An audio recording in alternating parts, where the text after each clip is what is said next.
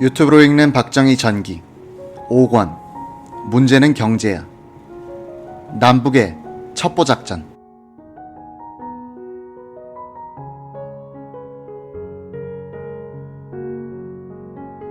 혁명정부가 설립된 이후 최초로 터진 권력형 부정사건은 다름 아닌 부정축제자 조사반의 부정사건이었다. 최고회의 산하 부정축제자 처리위원회는 위원장의 이주일 소장, 위원으로는 김진위 육군준장, 송찬호 육군준장, 김윤근 해병준장, 유원식 육군준장, 정세웅 해병대령, 이석재 육군중령이었다. 이들은 부정축제자들에 대한 신병 처리가 일단락된 뒤엔 조사반들을 통해서 수집한 자료를 근거로 해서 부정축제 환수액을 결정하는 일로 바빴다. 기업인들에 대해서는 빨리 환수액을 통보해야 이들이 마음 놓고 생산활동에 전념할 수 있을 것이라고 판단한 위원회는 밤을 새우면서 일을 했다. 8월 12일에는 기업인과 기업체에 대해서 27건 470여억 환의 환수를 통보했다. 9월 13일에는 공직자와 군인 34명에 대한 70여억 환의 환수를 통보했다. 이 환수액에 문제가 있다는 정보를 입수하고 맨 처음 수사에 착수한 것은 육군 방첩부대장 김재춘이 지휘하고 있던 군, 검, 경 합동수사본부였다. 이 수사에 참여했던 문병항은 사세청에 근무하다가 부정축제처리위원회의 조사반원으로 파견 근무를 한 뒤 복귀했다가 다시 불려나왔다. 그는 기업별 탈세액과 환수액을 비교해봤다. 세금 포탈을 많이 한 기업이 적게 한 기업보다도 환수액이 적은 경우가 있었다. 일목요연하게 차트를 만들어 기업별 탈세액과 환수액을 비교해보니 여기에는 분명히 문제가 있다는 판단이 섰다. 문병항의 기억에 따르면 김재춘과 김종필은 이런 사실을 박정희 의장에게 보고했고 본격적인 수사가 시작됐다는 것이다. 그때 최고회의는 지금 세종로 문화관광부가 있는 건물에 들어있었고 의장실은 3층이었다. 김종필, 김재춘은 브리핑 차트를 든 문병항을 데리고 의장실로 갔다. 김종필은 의장 비서실장에게 지금 급한 보고를 해야 하니 먼저 해야겠습니다 라고 하더니 박 의장 방으로 들어갔다. 2시간이나 계속된 보고를 들으면서 박정희는 굳은 표정이 되어 말없이 앉아 있었다. 브리핑이 끝나자 김종필은 문병항에게 밖에서 기다리시오 라고 하더니 한 5분 있다가 나왔다. 다음 날부터 정보부 수사국이 바빠졌다.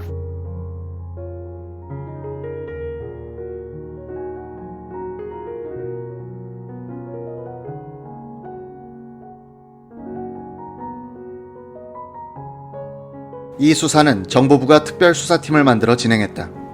임시수사실은 홍릉의 임업시험장에 있던 여러 동의 콘셋 건물이었다. 이곳으로 기업인들과 부정축제처리위원회 산하 조사반원들이 불려왔다. 한 기업인을 조사한 수사요원은 밤새 물 좀 먹었지 라고 말하는 것이었다. 차트를 만들었던 문병항은 건의 항목에서 부정축제처리위원장 이주일은 엄중처벌을 요한다라고 썼다가 정보부 모 국장이 빨간 색연필로 극형에 처한다로 바꾸는 것을 목격했다. 이 즈음 어느 날이었다. 박정희 의장이 부정축제처리위원들을 의장실로 불렀다. 김윤근은 조금 늦게 들어갔다. 박정희는 녹이 띈 표정으로 자리에 앉아 있었다. 그 옆에서 김종필 정보부장이 브리핑 준비를 하고 있었다. 브리핑 차트의 제목은 부정축제 처리의 부정이라고 되어 있는 것이 아닌가. 실내의 무거운 분위기와는 대조적으로 김종필 부장은 명랑한 표정에 의기양양했다. 이윽고 브리핑이 시작됐다. 부정축제 조사단원 중에서 3명, 심사반원 중에서 3명, 그리고 부정축제처리위원장, 보좌관, 양인영 대령이 뇌물을 받아먹었다. 뇌물로 받은 현금은 모두 압수해서 증거품으로 보관하고 있다. 뇌물을 받고 조사, 심사한 것은 물론이고 뇌물을 받지 않고 처리한 것 가운데서도 잘못된 것이 많다. 김 부장은 부정축제 처리는 다시 할 필요가 있다고 결론을 내는 것이었다.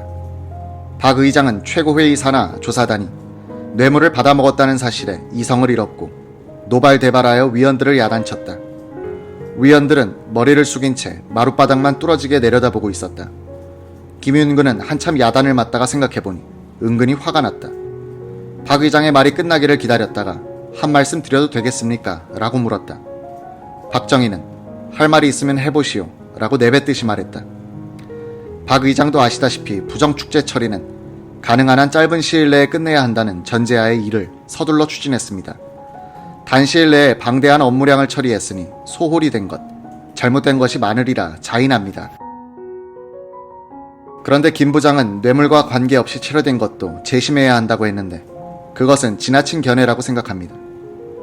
여기 앉아있는 위원들이 제출된 자료를 근거로 해서 각자의 양심과 양식에 따라 심사숙고하고 토의하고 판정한 것을 어떻게 제3자가 잘했다, 못했다 판단할 수 있겠습니까? 직원 몇 사람이 사고를 냈다고 해서 넉 달 동안 매일 밤늦게까지 야근하며 수고한 위원들에게 위로는 못해줘도 어떻게 도매금으로 모두 나쁜 놈으로 취급하십니까? 좀 지나치다고 생각합니다. 박정희는 냉정을 되찾았다. 그는 즉석에서 지나치게 화를 낸 것은 미안하다면서 그동안의 위원들 노고를 치하했다. 이틀 뒤 최고회의 전체 회의에서 이 문제에 대한 브리핑이 있었다. 이날에는 경론이 있었다. 이주일과 같은 함경도 출신인 김동화 해병소장은 이건 가만 듣고 보니 이주일 부의장을 잡아넣자는 수작이 아닌가 하고 고함을 치면서 항의하고 다른 위원은 뭐가 잘못됐다고 야단이야 라고 되받는 등 분위기가 살벌했다. 박정희는 정보부 법률고문인 신직수에게 법률가로서의 의견을 물었다. 혁명지도 이념에 입각한다면 이 사안은 논쟁을 벌일 일이 아니라 냉철하게 판단해야 할 일이라고 생각합니다. 이 말에 장내가 조용하게 정리되더라고 한다.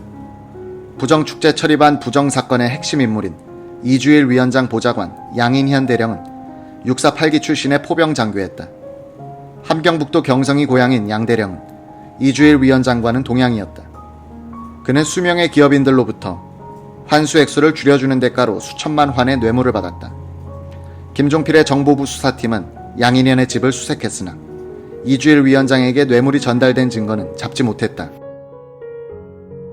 김윤근은 김 부장이 양인현 사건을 이용하여 이주일 장군의 제거를 꾀했으나 실패했다. 그러나 부수적 효과는 거둘 수 있었다. 모든 최고위원을 심리적으로 위축되게 했다. 이때부터 최고위원들은 중앙정보부의 눈치를 살펴가며 일해야 했다. 이때부터 중앙정보부는 명실공히 최고회의의 상부기관으로 변했다고 썼다.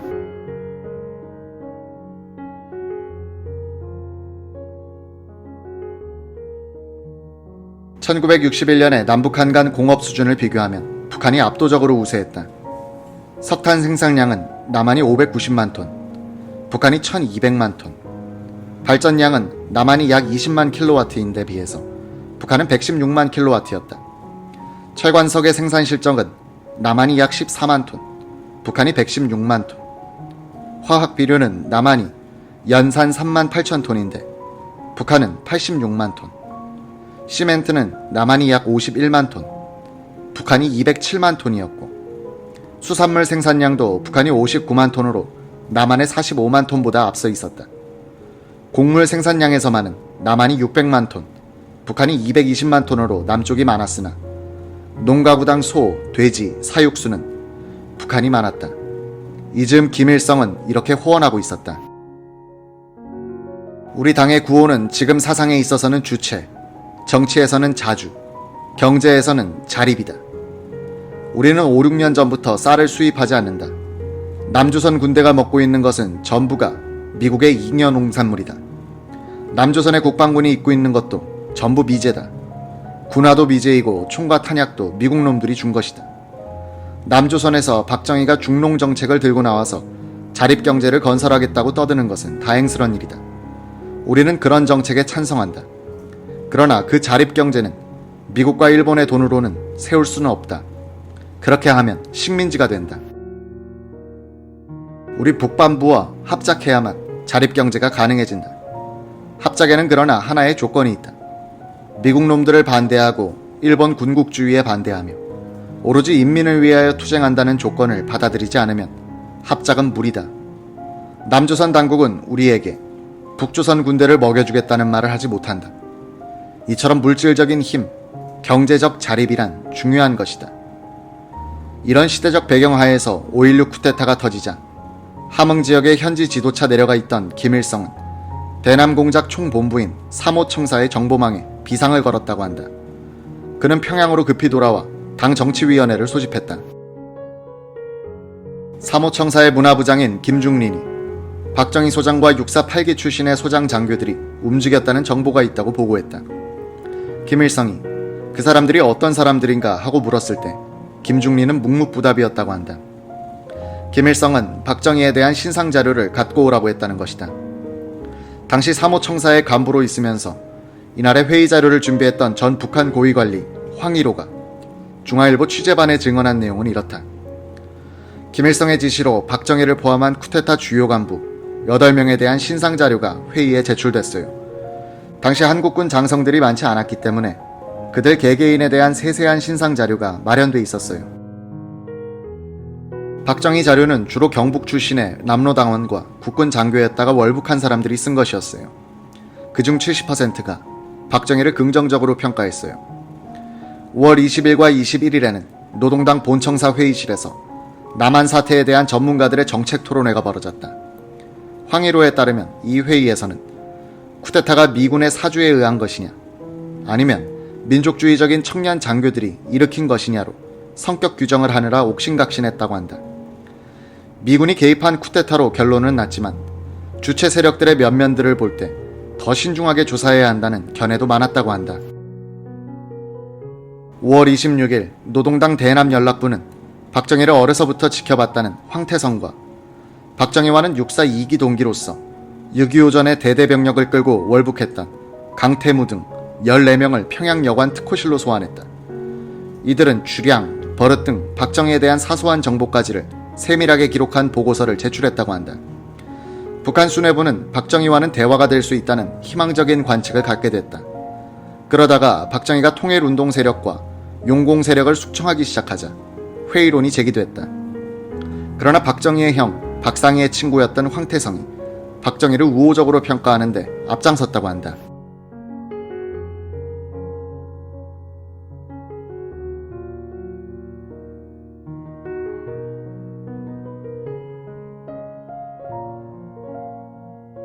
그해 7월 노동당 정치위원회는 박정희가 반공을 표방하고 있고 혁신계를 탄압하고 있지만 우리와 통일 문제를 협의할 수도 있을 것이다. 평화 통일을 제안할 비밀 협상 대표를 파견키로 하자는 결론을 내렸다는 것이다. 5.16대 육군 방첩부대장으로서 박정희의 쿠데타를 막는 입장에 있었던 이철희 준장은 육군 첩보부대장으로 옮겼다. 7월경 육군 첩보부대 서해지구 파견대에는 흥미있는 대북 공작을 시작한다. 이 공작의 지휘부에 있었던 이모 씨는 암호명이 213 해상공작 XO였다고 증언했다.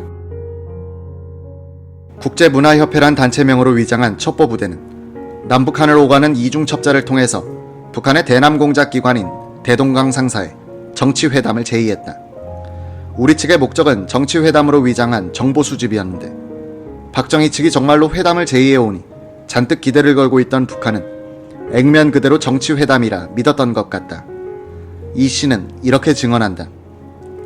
정치회담이란 발상을 누가 했는지는 잘 모르겠는데 첩보부대가 대북 공작 차원에서 생각해낸 거라고 보면 됩니다. 혁명 직후라 아무래도 북한의 동향에 신경을 곤두세우면서 정보를 수집하려고 애쓸 때였습니다. 여러 차례 첩보원들을 북으로 침투시켜도 모조리 붙잡히는 등 차질을 빚고 있을 때였습니다.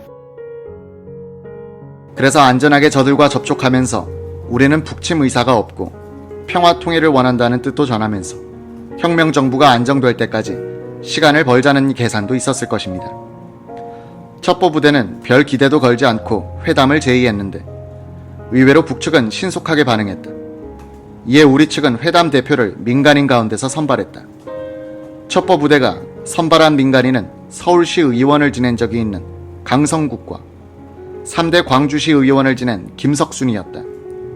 강 씨는 대표 단장, 김 씨는 보좌관으로 위장했다. 강 씨를 첩보부대에 추천한 것은 방송극작가 이영신이었다. 서해지구 첩보부대장 이영호 대령은 이영신의 외사촌형이었다. 7월 초순 이 대령은 부대를 찾아간 이영신에게 공산주의 이론에 밝고 말도 잘하고 허우대도 좋은 그럴싸한 사람을 천거해다오 라고 부탁했다. 이영신이 이북에 첩자로 보내려고 그러느냐고 했더니 이대령은 그렇지 않다. 신변 문제는 걱정 말라 라고만 했다. 강성국은 황해도 안악이 고향이고 경희대학교를 졸업한 뒤 모교에서 조교수로 있다가 4.19 이후의 총선 때는 서울 동대문에서 무소속으로 출마해 낙선했다. 이어서 실시된 서울시의원 선거에 당선된 다음 민주당에 입당했다.